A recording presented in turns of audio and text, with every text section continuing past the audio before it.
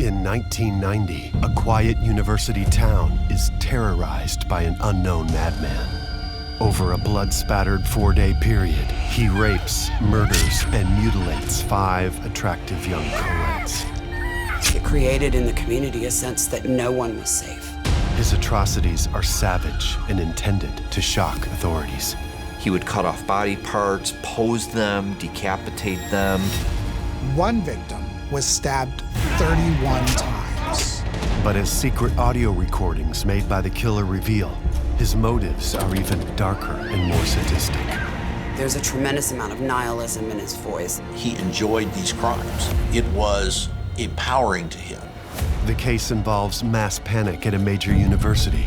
There's a maniac on the loose, and no one knows who he is or when he'll strike again. A flurry of false accusations. I became the target of lead detectives in the case after their murders. And crime scene photos so ghastly, police will intentionally destroy them. I had nightmares for ages after these photographs. Meet Danny Rolling, AKA the Gainesville Ripper. Just a drifter who wandered into town until murder made him famous.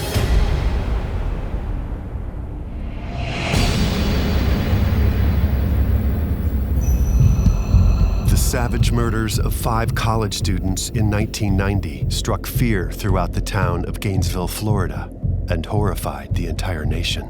You can be sure that this university and this community is doing everything possible to apprehend the perpetrator and to ensure the safety of our community. A deep paranoia fell over the town as media outlets reported on the terrifying murder spree. Everyone from news stations to Phil Donahue descended on little old Gainesville to cover this case. All the news agencies were certainly trying to get one-upsmanship on everybody else for information, and of course that led to stories that pointed in all sorts of directions, and none of which pointed towards what was true. The crimes were so vicious, the media compared the murderer to infamous serial killer Jack the Ripper, and dubbed the assailant the Gainesville Ripper. His horrific crimes have been chronicled in various media, and even inspired the blockbuster horror film Scream. While many try to forget that terrifying August week in 1990, questions still remain about what led one man to commit acts of such pure evil.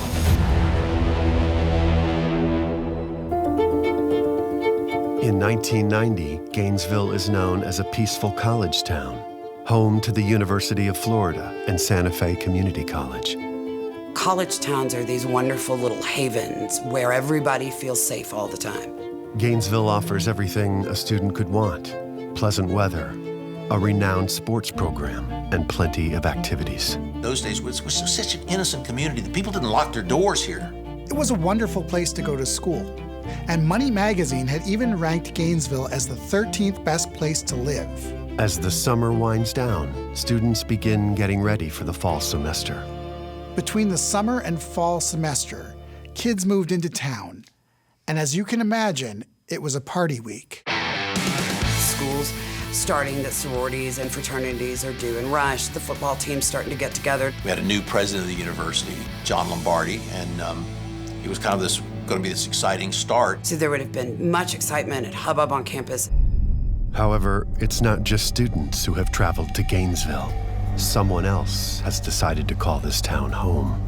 In the midst of the pre-semester moving and partying, no one pays much attention to him, but he quietly watches and waits. He has already found 2 potential victims, 18-year-old Sonia Larson and 17-year-old Christina Powell. The girls are roommates, just starting their freshman year. Their parents wanted them to live on campus, but they couldn't get a permanent room. So instead, they moved into a nearby apartment called Williamsburg Village. It's fine. With the school year starting, the wait list for getting new phone lines activated is long. Both girls use payphones or other means to call home. Yes, we're fine. We're putting the phone line in next week. Keep in mind that this was 1990. There's no texting, and cell phones are really rare. So you had to wait for your landline to be installed, and until it was, you were pretty isolated. Okay. I gotta go. Christina's waiting on me. Okay, I love you too. Bye.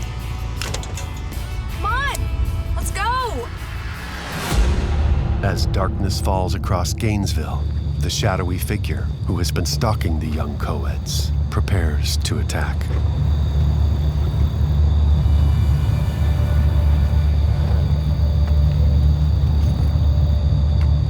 The killer pulls out his slot-head screwdriver and tries the doorknob.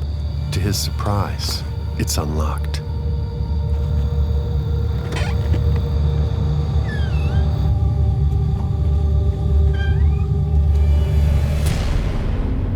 Inside, he finds Christina Powell asleep on the couch.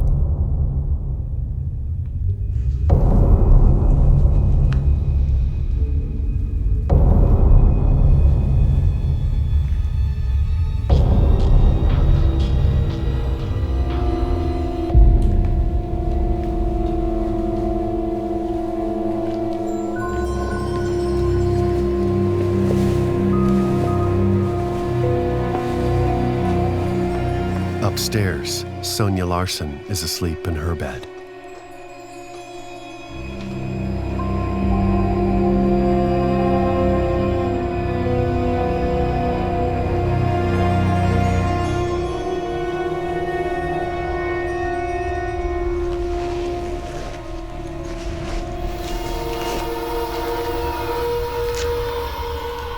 Sonia wakes just as the figure slaps a piece of duct tape across her mouth.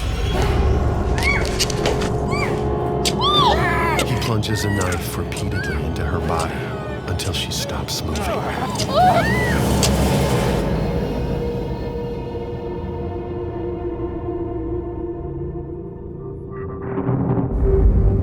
He moves downstairs and approaches the sleeping Christina Powell.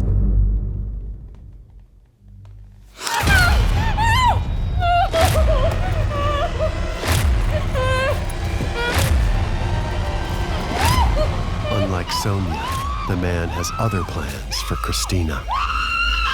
He viciously rapes Christina, and then he turns her over and stabs her in the back several times. Neighbors later report hearing thuds and loud music coming from the girl's apartment.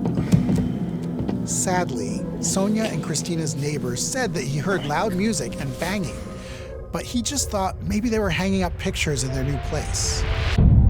As the sun came up, it got really hot. Remember, this is Florida in August, and a lot of people smelled something rancid coming out of Sonia and Christina's apartment, but nobody investigated. As other residents of the complex continue to party and move in, apartment 113 stays eerily dark and quiet. None of the other residents of this apartment knew that two girls had been brutally murdered next door, and their bodies were still there. According to Mary Ryzook's book, The Gainesville Ripper, friends leave notes on Sonia and Christina's front door, asking where they are. Meanwhile, the killer is searching for his next victim. Within hours of the first murders, he targets 18-year-old Krista Hoyt. Krista Hoyt was the only one who didn't attend the University of Florida. She was a student at Santa Fe Community College. Krista was called Glowworm because she had such a vibrant personality. She worked in the records department of the local sheriff's office. He had clearly been into the duplexes where Krista Hoyt had lived. He had been there, he had clearly scoped that out and had decided he was going to go back there and attack her, and he did. Which is another part of the serial killer's thrill, the stalking aspect, because it's before the crime has actually happened, before the rape or murder has taken place. They're enjoying the thrill of the hunt. When Krista Hoyt got home, the killer was waiting for her. He had moved a bookshelf that was near the door and created a hiding place for himself.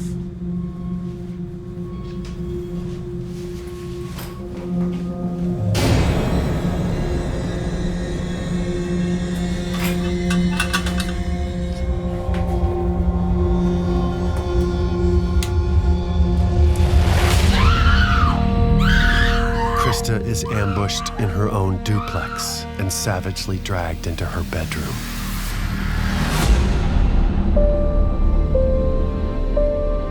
It was now Sunday, and no one had seen or heard from Sonia Larson or Christina Powell since Thursday afternoon.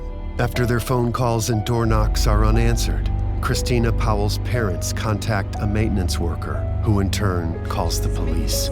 Gainesville officer Ray Barber investigates, and what he discovers is so shocking that he can't reveal the full truth to the Powells. We're working on making identification. As soon as I know something, I promise you I'm gonna let you know. I know this is difficult. Hang in there for me. Wait right here, okay? Oh, God. Dispatch 11 Mary 7. Go ahead, 11 Mary 7. Yeah, I'm at the Williamsburg Village Apartments. I've got an apparent double homicide requesting backup units and detectives. Copy that. Backup is en route.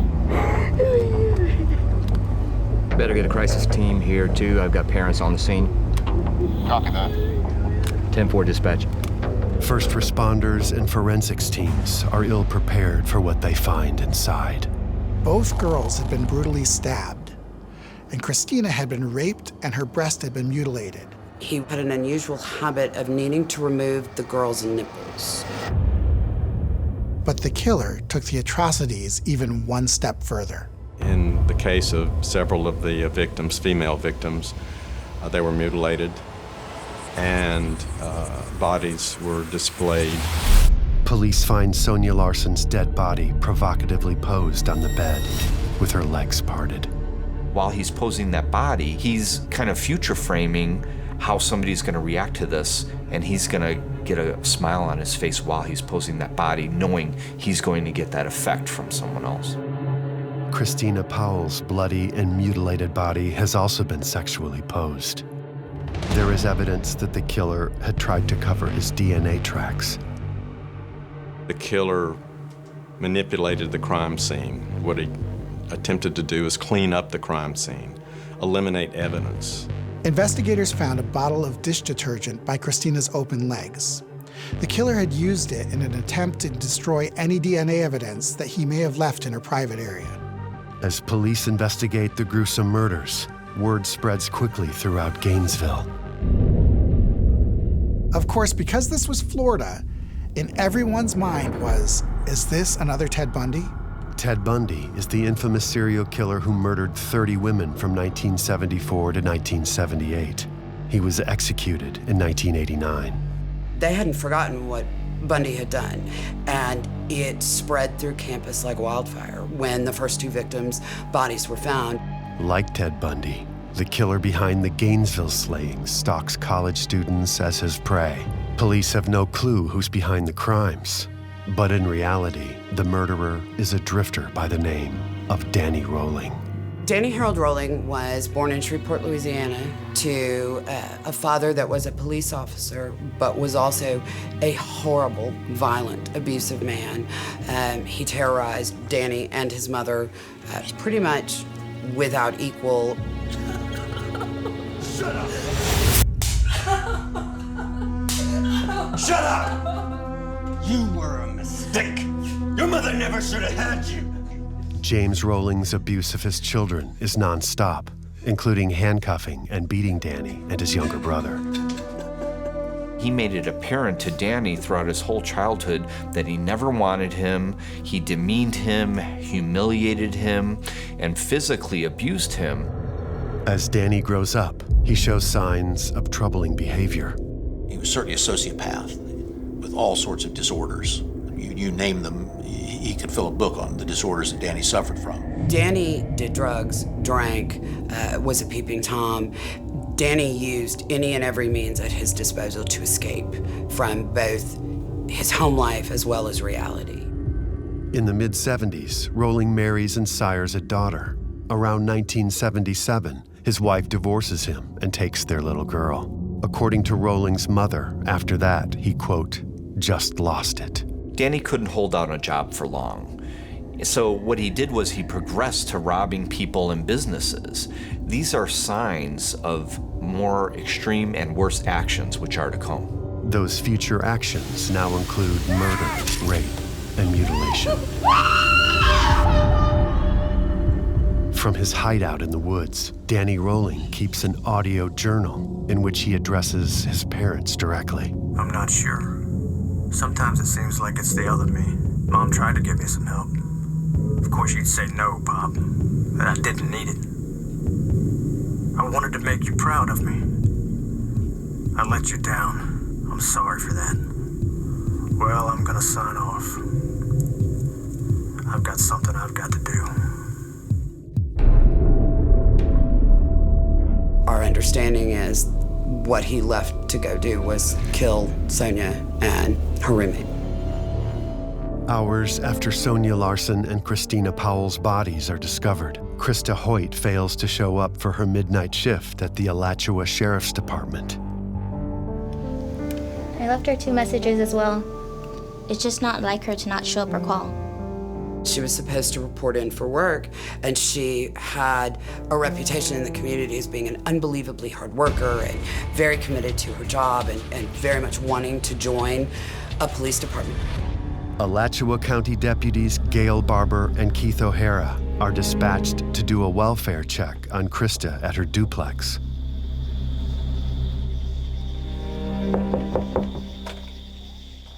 Tell you what, let's go around back. We'll see what we can find out.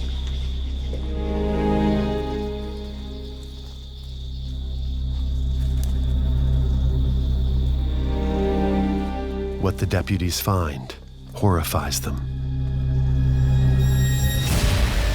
Oh my God. What? Her head is gone. What? Her head is gone.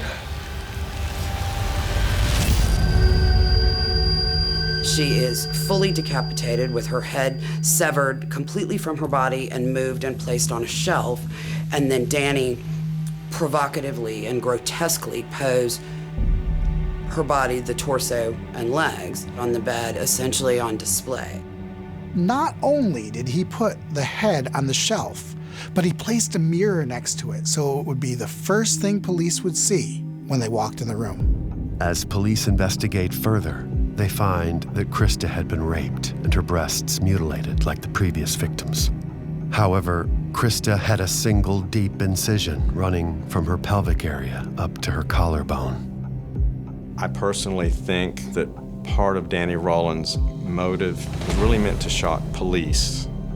And his father was a Shreveport Police Department lieutenant for 20 years. So now you have a third girl brutally murdered in just one weekend. That sent everybody into absolute terror because Christina Hoyt worked for the Sheriff's Department. So I think it created in the community a sense that no one was safe. The entire town of Gainesville is in a panic, but there is one segment of the population who should be especially alarmed.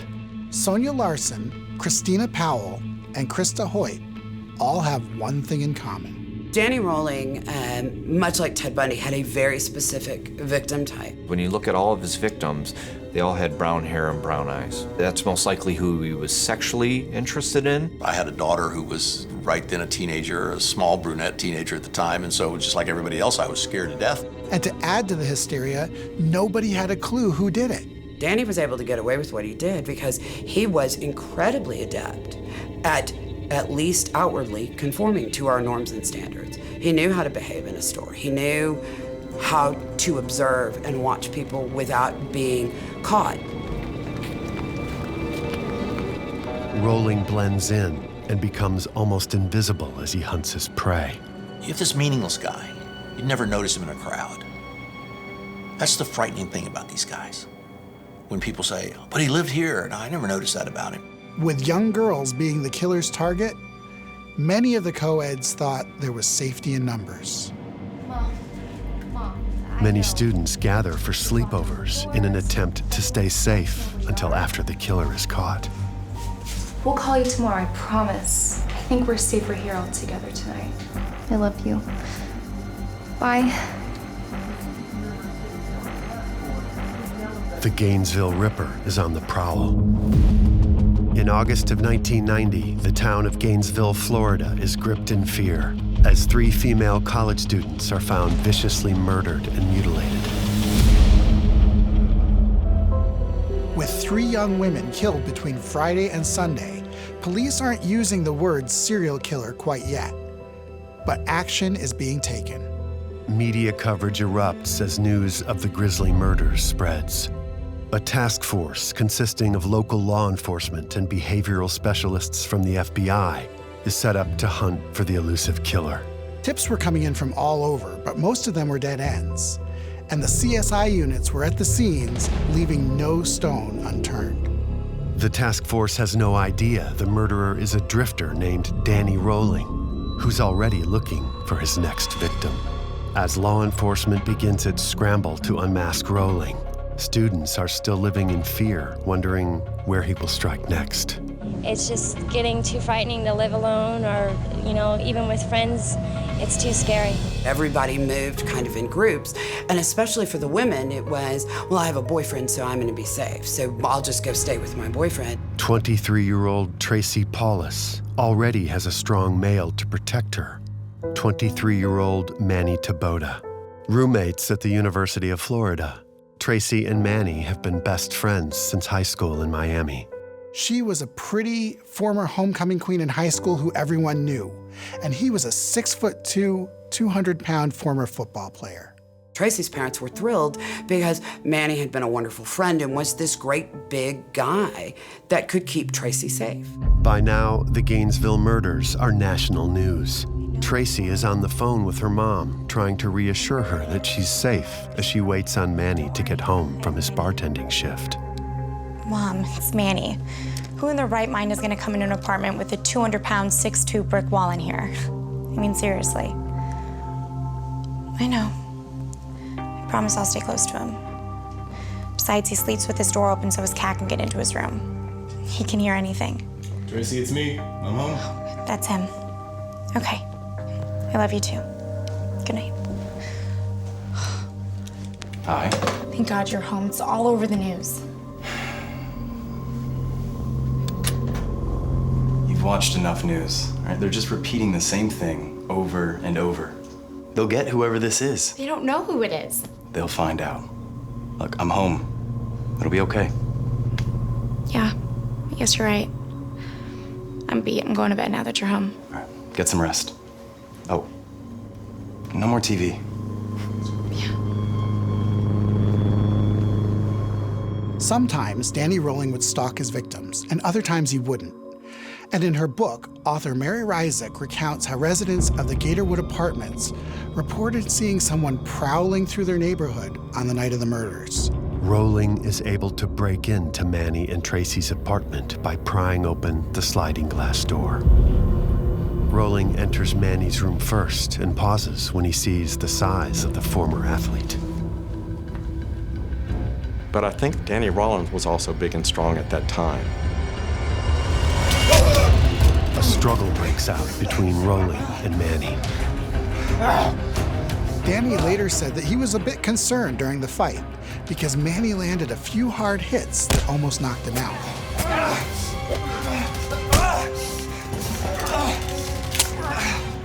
Rolling eventually overpowers Manny, who then turns to his true target. Manny was stabbed 31 times all over his body. You're the one, aren't you? I'm the one. Tracy and Manny's neighbors hear Tracy scream from next door. They check outside their apartment, but they don't see anything.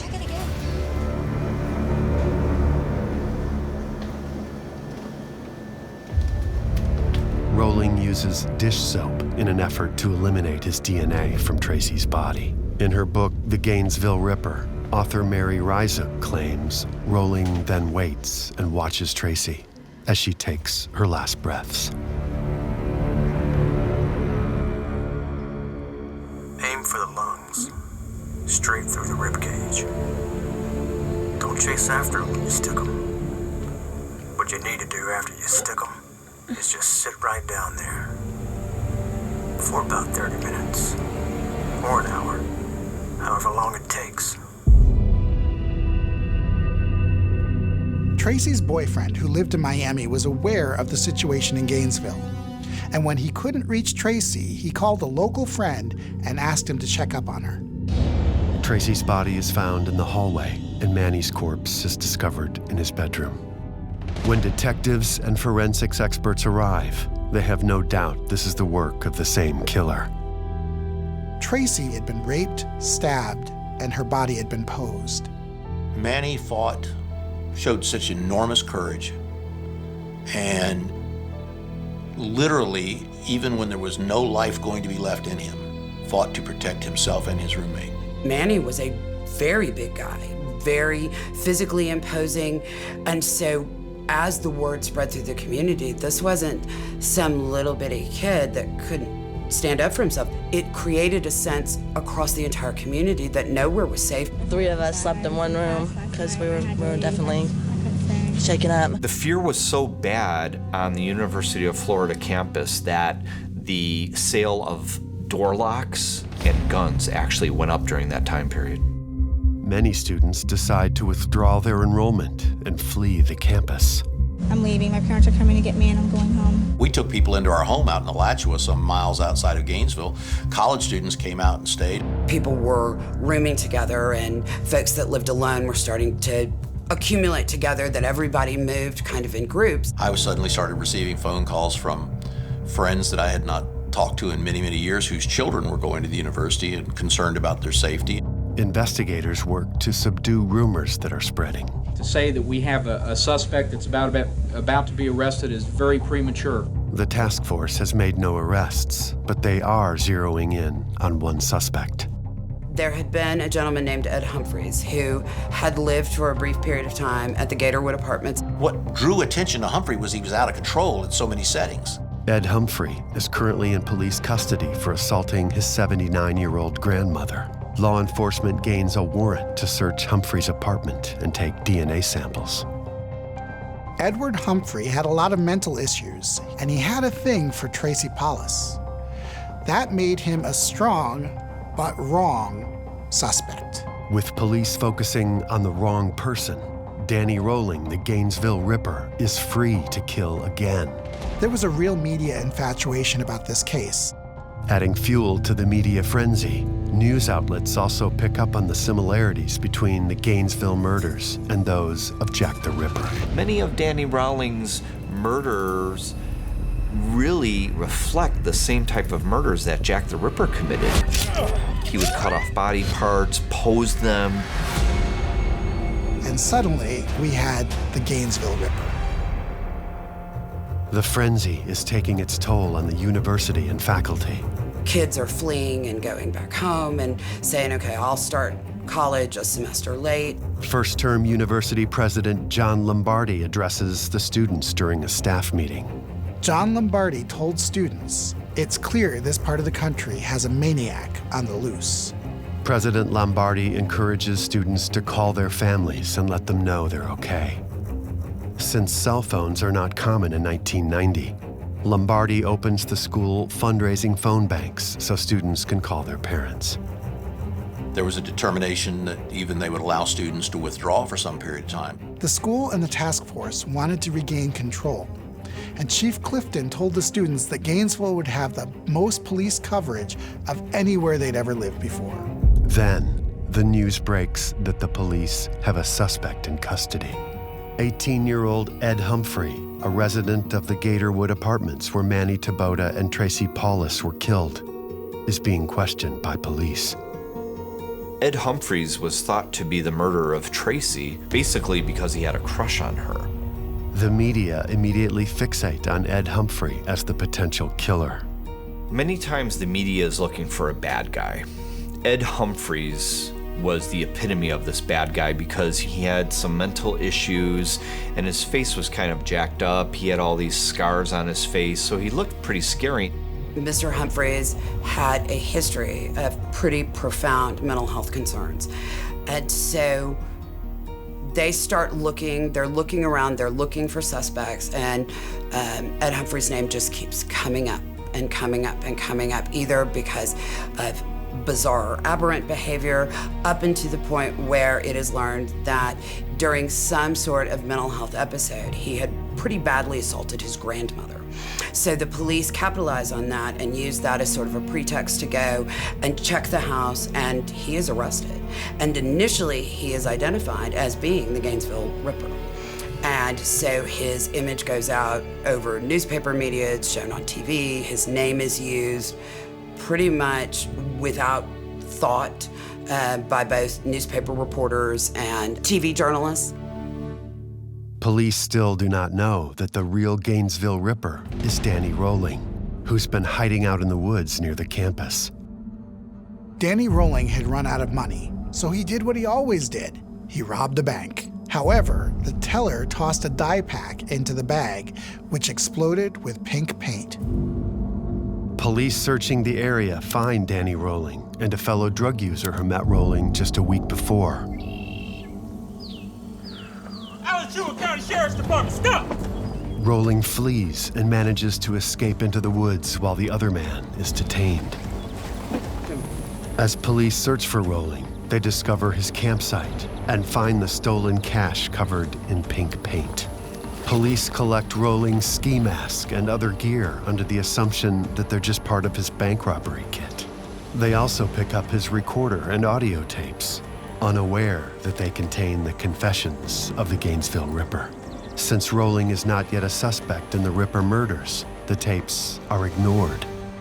Police never played the tapes in which Danny described what he'd been up to.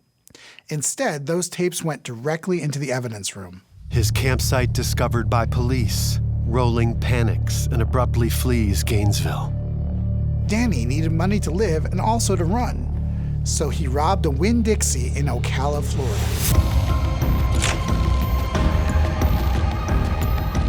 Rolling's luck runs out after the robbery, and he is arrested on September 7th, 1990. Police do not yet realize how important this arrest is. The Gainesville Ripper's killing spree has been brought to a standstill. In the course of investigating Rolling's string of robberies, his tools found at his campsite are matched to marks left at the Gainesville murder scenes. The screwdriver was sent off to see if it matched the pry marks at the scene. I mean, there was a lot of evidence there. There was the ski mask, and not to mention Danny's own audio recordings. Police pull Rolling's tape recorder from storage and play the taped messages for the first time.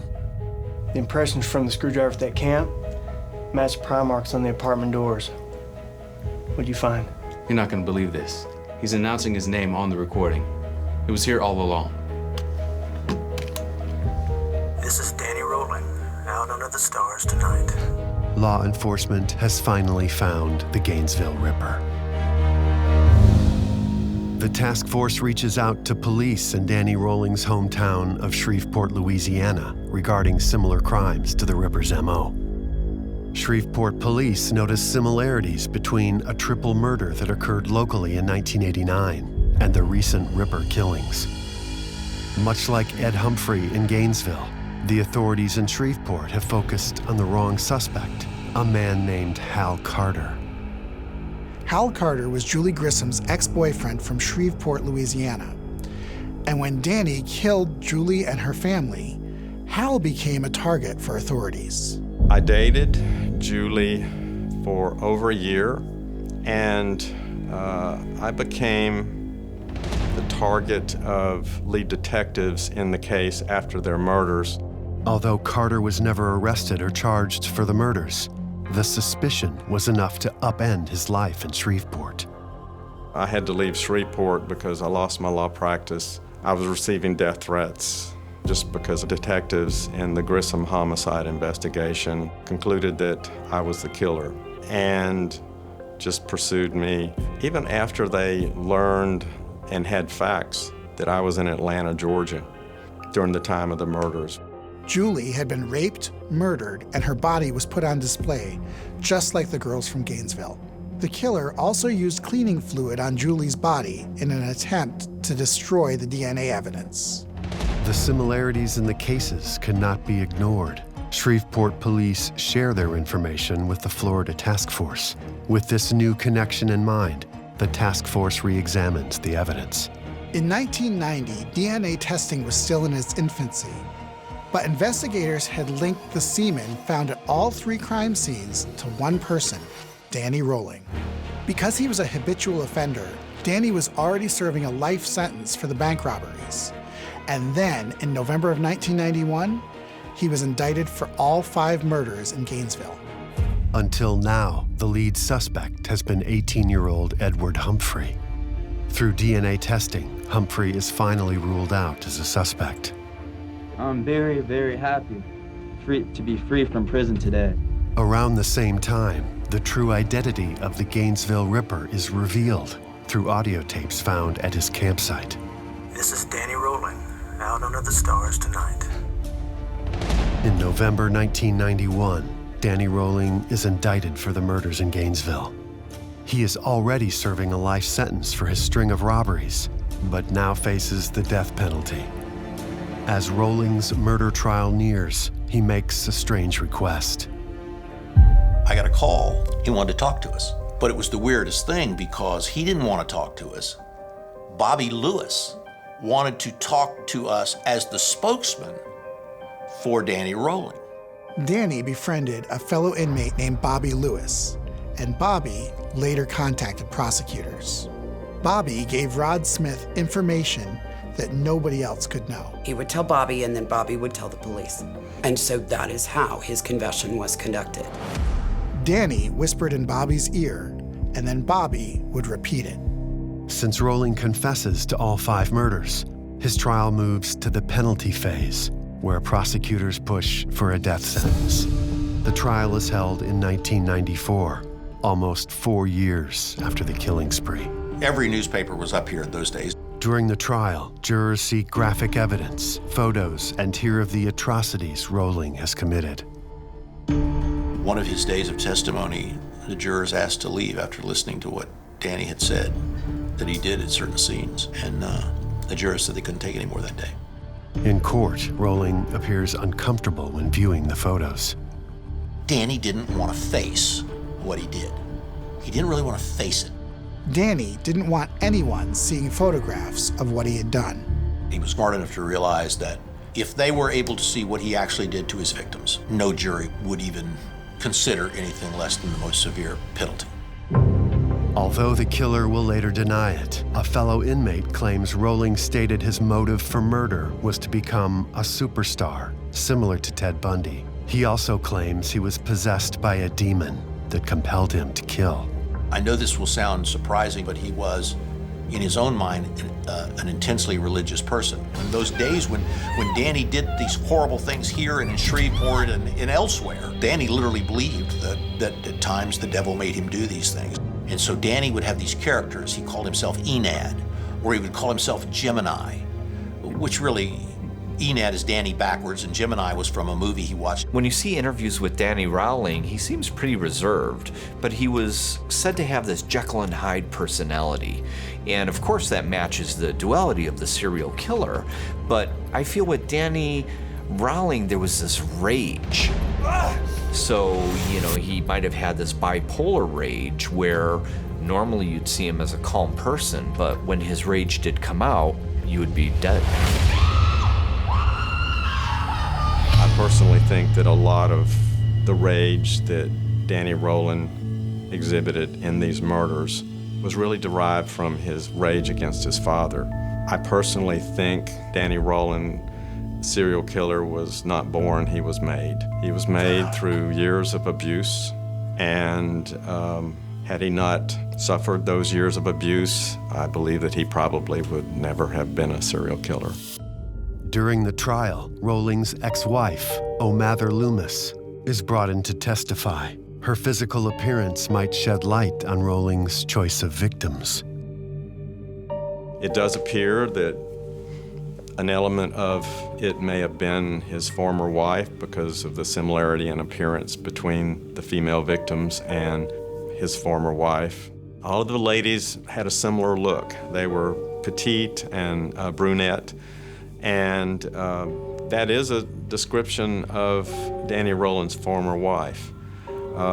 It's hard to know whether his former wife was his ultimate motive for these killings. I don't know that, but certainly it's something that was possibly part of his motive. His ex-wife casts doubt on Rowling's claim of demonic possession. Danny or anybody in his family talk about demons or being visited by demons or anything like that? I never did. But at least one person has a different view of Danny Rolling. During the trial, he made contact, or a woman made contact with him, and they instantly and immediately fell in love and were super well bonded. And so at the time of his conviction, he asked to address the court, and instead of speaking to the court, he sang a love song that he had written to her. I recall the day I first saw you. I reached out to say I love you. The music that Danny Rolling wrote was pretty bad. It wasn't even, anything, remotely, of quality. On April 20th, 1994, Danny Rolling is sentenced to death by lethal injection. Rolling is held on death row for 12 years in Florida State Prison. Before the execution, Hal Carter, the man suspected in Rolling's 1989 murders in Shreveport, writes to Danny in jail. I learned that Danny Rolling was about to be executed in 30 days, and I wrote him and asked him to confess to the Grissom murders. He wrote me back. I was surprised. And at the conclusion of the letter, he said, "You will be vindicated." So I took that as assurance from him that he was going to do what I asked him to do in my letter to him. That, among other things, ask him to confess to the Grissom murders. Shortly before he is executed, Danny Rolling finally admits to killing the Grissoms in a handwritten and signed confession. In it, he states, quote, "I and I alone am guilty."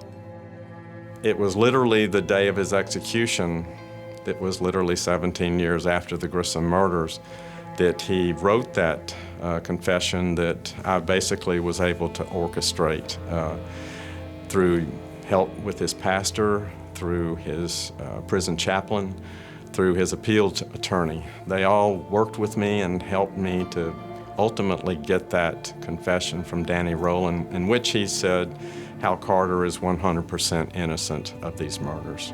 He really did have some form of a split, as people might call it, split or dual personality. On October 25th, 2006, Danny Rolling is executed for the Gainesville murders. Those affected by Rolling's senseless murders try to move on with their lives. Ed Humphrey, once suspected of being the Gainesville Ripper, goes on to graduate from college in 2000. Hal Carter, falsely accused of the Grissom murders, is now a motivational speaker and is working on a book and movie about his ordeal.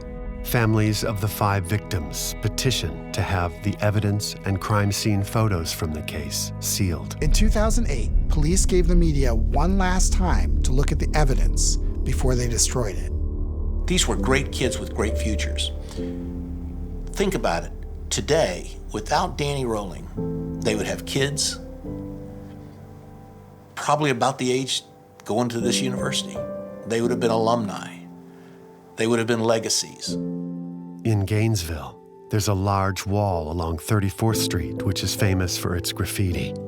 It is also frequently painted over, but one section, a memorial to the 5 students who fell victim to Danny Rolling, is left untouched. And they change and paint on it all day long. But remember Sonia and Tracy, Krista, Christina, Manny, still there. That same heart that's been there all these many years.